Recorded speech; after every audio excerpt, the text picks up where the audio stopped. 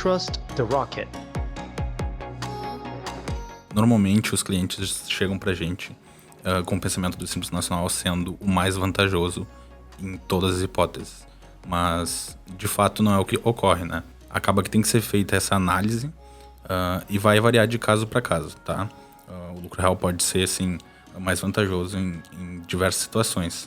O Simples Nacional vai ser mais atrativo do ponto de vista de organização de prazos de pagamento, pois a gente vai ter um vencimento apenas, uma guia apenas para pagar, né? Pois os impostos são unificados nessa única guia.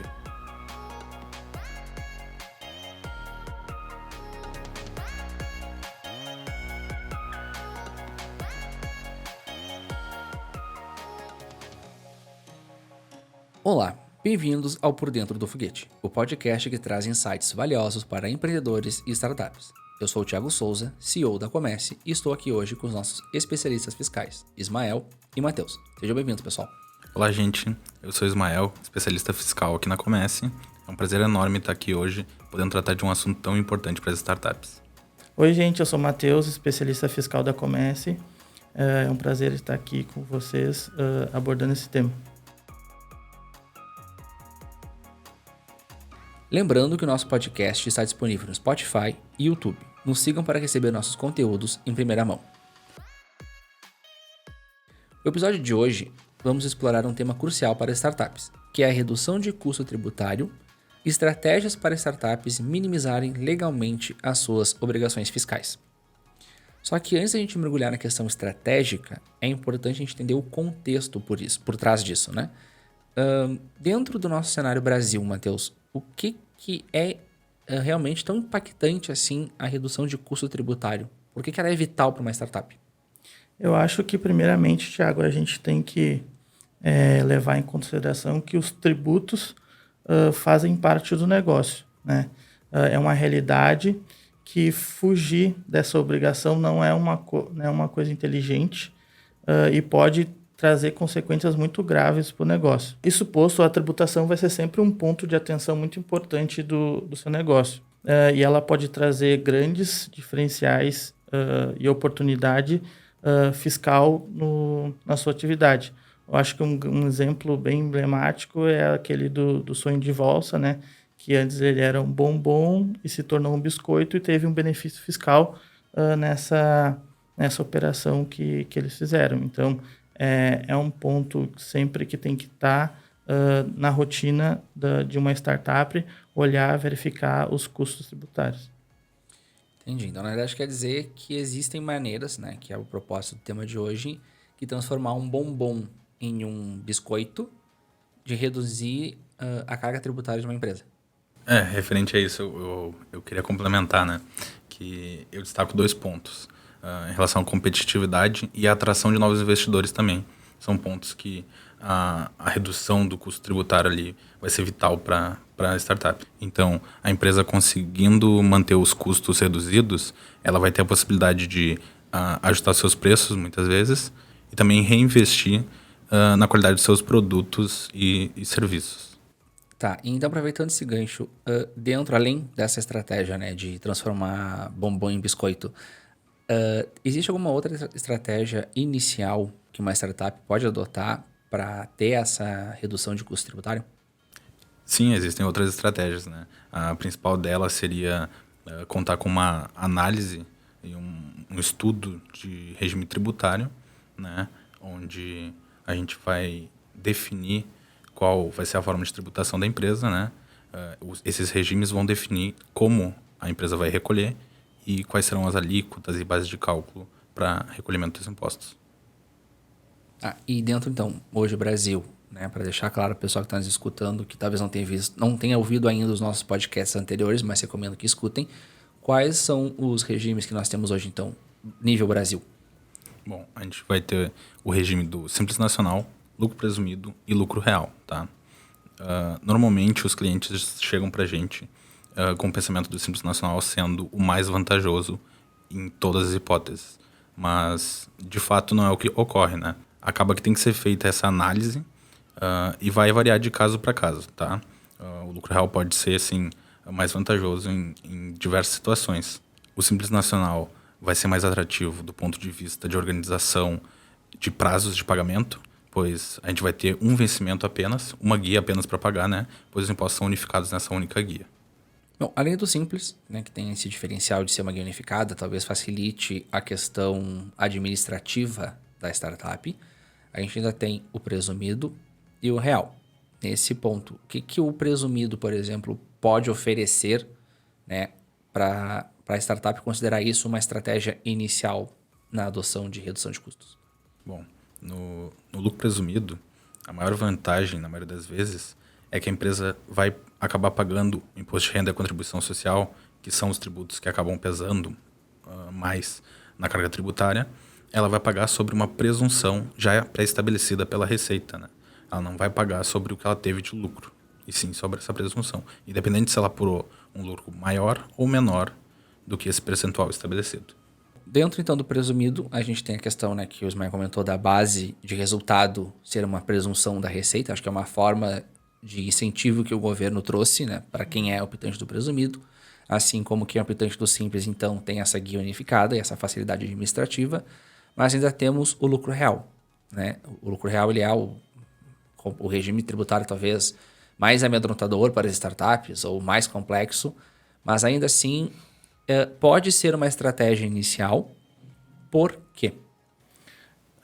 Realmente, Thiago, o lucro real tem essa complexidade de organização, né, contábil, né, para chegar ao lucro real, como o nome propriamente diz, mas, por outro lado, ele pode trazer alguns benefícios tributários, né? Por exemplo, uma startup que está trabalhando no prejuízo, normalmente ela se inicia no lucro real. Por quê? Porque a empresa não está tendo resultado naquele momento, porque está em captação de recursos, então acaba tendo o resultado negativo, né? Porque está em processo de investimento, em marketing, em pessoas e até desenvolvimento de produtos, né? Então, o lucro real tem essa questão que, dependendo do teu cenário da startup, pode ser um regime benéfico. Então, na verdade, pensamos assim, se a gente tem uma startup que está queimando largada, está recebendo aportes e investindo todos os aportes no desenvolvimento do produto, no marketing, na promoção, na criação do software, ainda não está com uma captação de receitas, talvez, em cima de uma análise, lógico, o lucro real faça sentido. É isso? Isso, ele pode fazer muito sentido nessa primeira parte da empresa, se a empresa está nesse cenário. Não, se a empresa já começa faturando, já tendo clientes, tem que ser analisado, né, esse regime, porque pode não ser o mais interessante. Talvez aí começar num Inova Simples ou num Simples Nacional seja o caminho mais indicado. Tá, e o que é o Inova Simples? O Inova Simples foi um novo regime tributário criado pelo governo para incentivar as empresas, normalmente no ramo de tecnologia, a começarem os seus negócios de uma forma mais confortável, não levando em consideração uma faixa de faturamento, não incidindo imposto sobre essa faixa, em troca da validação e a construção do negócio. Temos então a questão da Inova Simples, que na verdade ele veio para facilitar, né, trazer essa validação, vamos dizer assim. Então, empresas em processo de validação talvez seja benéfico. O importante que é tudo sempre baseado numa análise feita. Tá? A gente não está direcionando ninguém sem um prévio entendimento do negócio. Mas, voltando para o lucro real, a gente tem um exemplo de uma empresa que opera, né, por questões de tração, no prejuízo. Mas, se eu tenho uma empresa operando com lucro, tá, pela razão que seja, existe por parte do governo algum incentivo direto para isso? Que leve em consideração a minha base de lucro e eu possa, de alguma forma, reduzir a carga tributária incidente? Sim, nesse ponto a gente vai ter diversos incentivos ali.